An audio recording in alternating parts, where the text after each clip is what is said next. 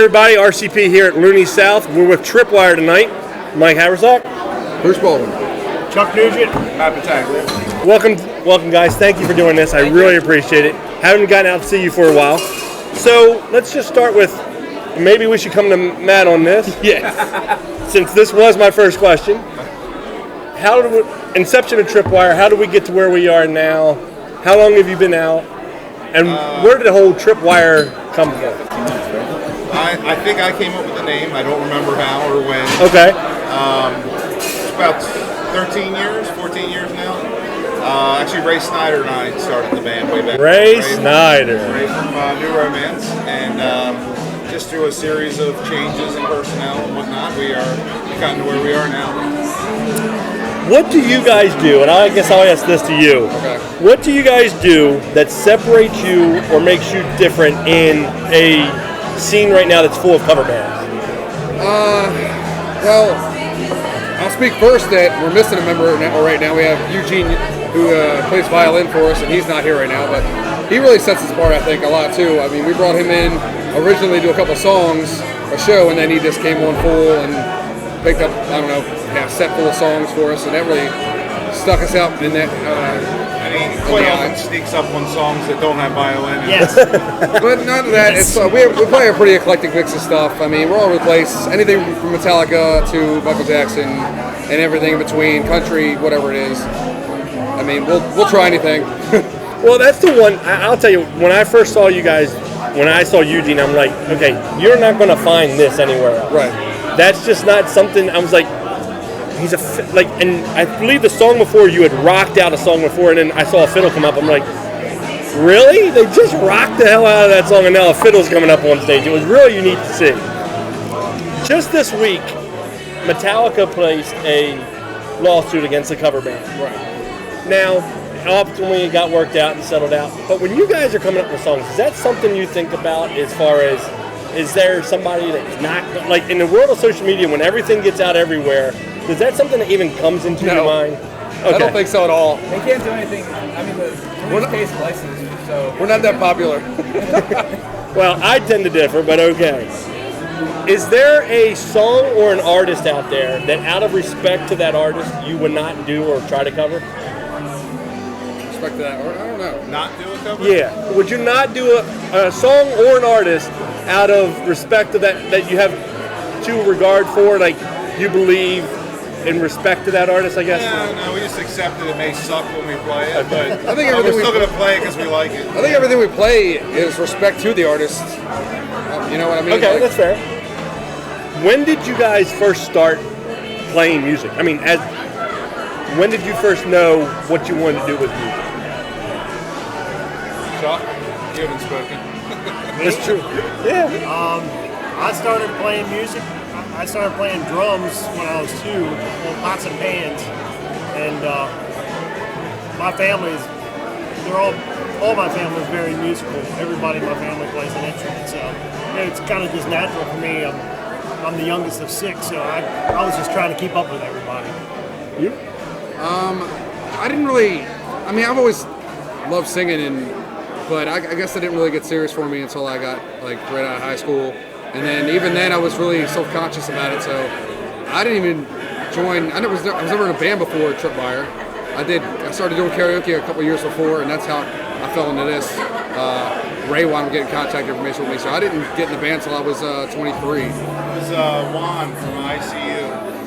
They hooked us up with Bruce. Really? Yep. I think he saw you out singing, right? Yeah, he saw me down there. Wow. Singing down there. And we've been pissed at him ever since. He's not welcome back. Just kidding. How about you? I started when I was 7. I picked it Really? up after watching Back to the Future. So Nice. yeah. So then I got serious about it in high school. Nice. Learn something new every day. Yeah. So in high school I met. Call him Marty from now on. I met the old guitar player from the band, Scott Spivey. Okay. And he got me a lot more passionate about music. So I ended up going to college for music, and Okay. then moved to New York, working in the business for a little bit, and then right when I moved back, I met these guys. Nice.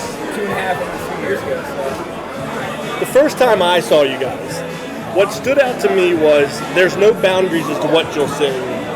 And to me, there's a lot of bands out there right now that are worried about what a club will think of a song or won't play that song, and that's exactly what song you'll play. Is that accurate to where you feel about it? Is that you want to push that boundary?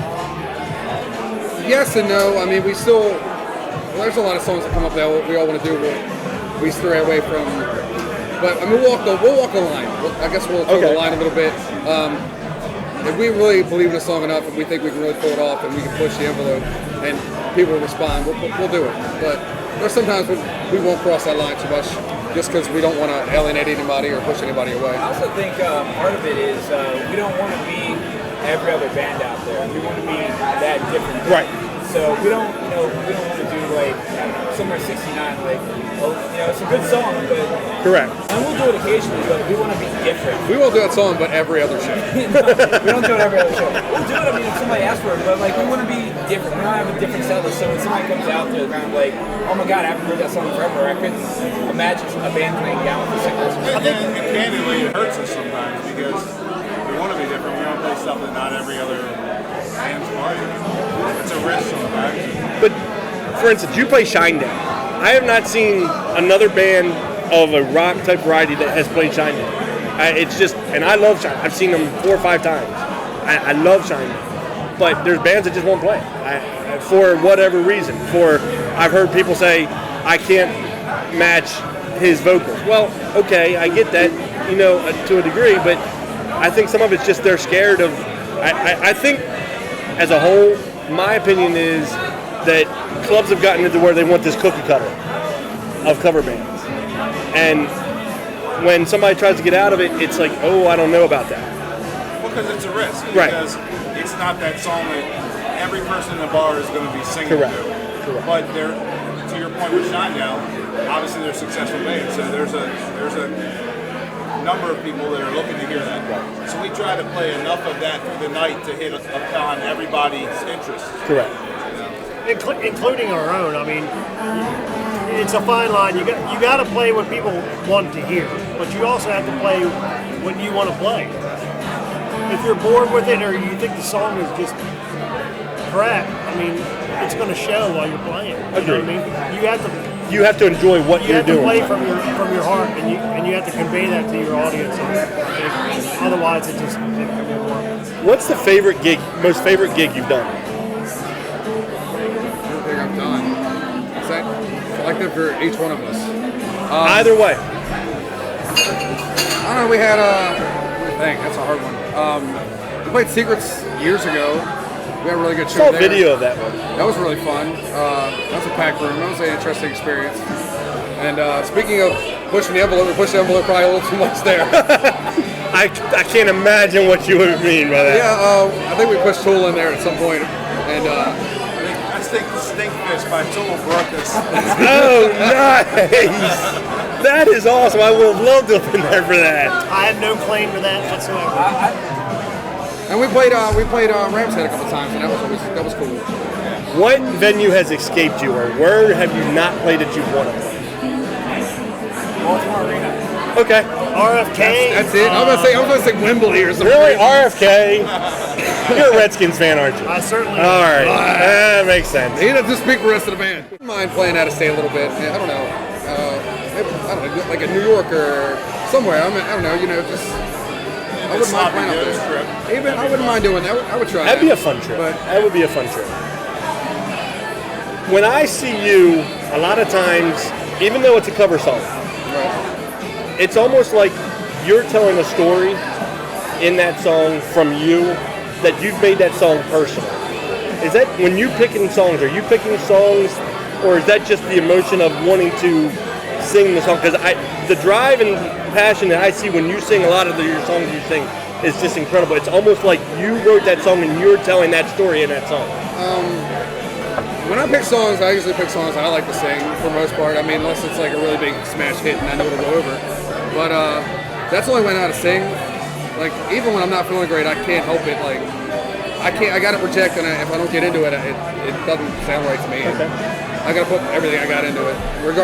For better or for worse. One thing that I always have a question with any band is, what drives you? And not so much the music, because we all love the music, but what drives you to put that much energy. Here we are on a Friday night. You've all worked all day, worked all week, and now you throw double that energy sometimes into a stage to a room full of strangers that you may not even know. Where does that drive come from? I get to play with these guys. I mean, I was looking forward to it all day. I mean, it sounds cheesy and it's like cliche or whatever, but I mean, it's a blast. Bruce will buy you a drink, I promise, okay? Now you get 2 drinks. Like, I play with a lot of other people, and I love playing with these guys. So, like, I look forward to that. Even if it's in an empty room, it's still gonna be a good time. This is my outlet. Like, I gotta take shit all week for my job, and this is hell. That's another reason I'm very forward when I'm singing. I'm releasing all the stuff from the week out on people. I mean, okay, that's fair. Same with you. I mean, Yeah, it's an outlet from the norm. okay, Work. it's not It work. really is the music. You just really enjoy the music and playing. It's a lot of fun. and we all like getting appreciation for what we like to do too. I mean, it's about people too and the fans. And I've always said that one thing that I don't think a lot of people know is what is out there music-wise that you can do over a dinner and a movie on a Friday night. And that's one thing that we try to get across is there's a music scene out there that you will enjoy. If it's not a Tripwire, there are a multitude of other bands, from 80s cover bands to whatever, that people will come that you'll like and enjoy. You just got to get out there and find it. If there's one thing that when this gets posted and gets put up that you would want everybody to know about you guys, what is it? we're fun. We like to have fun. We like to perform and put it out on the line, and we love people to show up and experience it with us. And one last thing, tell everybody where you can find you on social media networks. We got, what is it, Tripwire Sounds now, right? TripwireSounds.com or Tripwire Sounds on Facebook. And to go back to your last question, Ian, which is what do you really want people to know? The stuff that you really like listening to in your car and all that all the other bands aren't playing out there, we're playing it. Okay, We're that's doing the different stuff.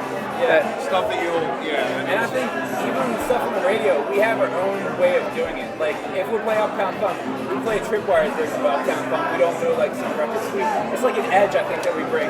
and thank you for that because I hate the original version of Uptown Funk. So And it thank will be you for sped that. up double speed. Yeah. Oh, okay. There might be some guitar solos, drum stuff, you know. And back to you're on Facebook. You have, and I think sometimes I get myself confused. There's 2 Facebook pages out there. Am I Okay, correct? yeah, so here's the down and dirty. Okay. Facebook, we were originally a regular page. They were forcing us to go to a band page. Okay. In the process, they messed our account up. Okay. And Facebook support is non-existent, so we had to create a new page, which is why we're pushing people to the Tripwire Sounds page. Oh, okay. Away from the Tripwire Baltimore page. Okay. Yeah. All right. So check them out at Tripwire Sounds on Facebook and TripwireSounds.com. Don't steer away from the Tripwire Baltimore page. And everybody, get out there and see these guys. If you like rock, if you like a little bit of country put in there, if you like a change from country, you will love these guys. They are absolutely a bunch of fun to hang out with, a bunch of fun to come see. Come see them, check them out, get their schedule, and come out and see these guys. Guys, thank you. Listen to this guy, he knows what he's talking about. I don't know about that. Hey, man. Thank you, guys. Thanks. Thanks, sir. Oh, thank you, Chuck.